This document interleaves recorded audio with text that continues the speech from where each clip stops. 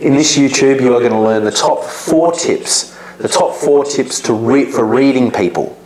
Okay, what are they? All right, so 55% is body language, 38% is tone, and 7% is words. Okay, now, just to let you know, and I come from a high level of sales success, and also I'm a multiple international award-winning professional speaker in sales. I've owned a training company for 17 years. I'm here to give you the best 4 tips for reading people.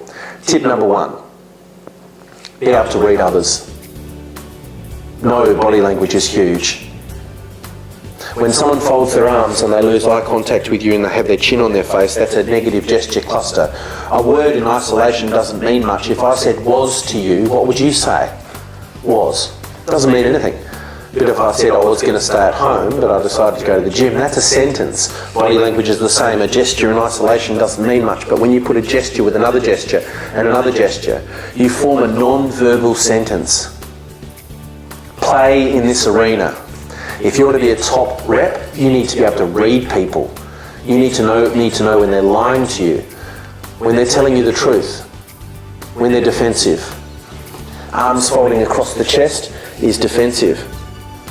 You know, it's easy to see when a child is really defensive. Their arms are folded, their chin is across the chest like this, and they're shaking. But I want an ice cream. Give me an ice cream, eh? And it's easy to see when a child is lying. They touch their face and lose eye contact. It's very easy.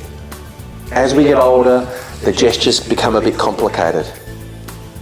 The arms folding across the chest and the chin down. If you don't pick that up, you will not make the sale. You need to be able to take evasive action when you see the negative body language. Also, know that hand-to-face gestures are important to pick up on. When someone tells you a lie, they tend to touch their face and lose eye contact. They don't like looking at the person they're lying to, and microscopic twitches occur on the face. That's why they tend to touch their face. Look, yeah, we'll get back to you next week, and we'll definitely give you a call. The false cough is very important as well. People will give a false cough when they're lying because that also protects the face. It's a hand-to-face gesture. Okay, so read people's body language. You need to know how to read body language. 55% body language, 38% tone, and 7% words. The second point I'd like to talk about is read your own body language. If you don't like someone, or somebody is quite aggressive when you're presenting to a prospect and they're a bit aggressive, you need to read your own body language and make sure you have open gestures. If you unconsciously fold your arms in front of a client, you'll distance yourself from them. If you lack in the eye contact, if you lack in the attending skills, when someone's listening, it's important to have the body language forward, to have the head tilted to one side so the ear is facing the prospect, to look like a listener, which is body language.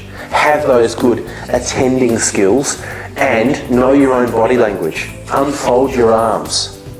Some of the customers that you come across, some of the prospects that you come across are defensive because they might have been sold before and made a bad decision.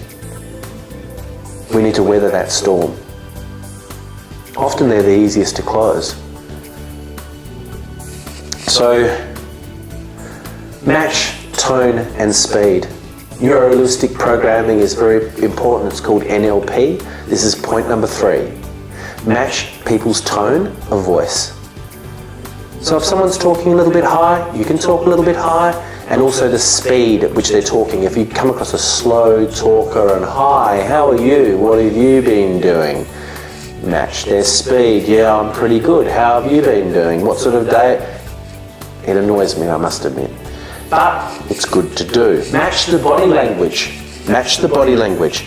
If someone is, leaning like this, we can start to match their body language.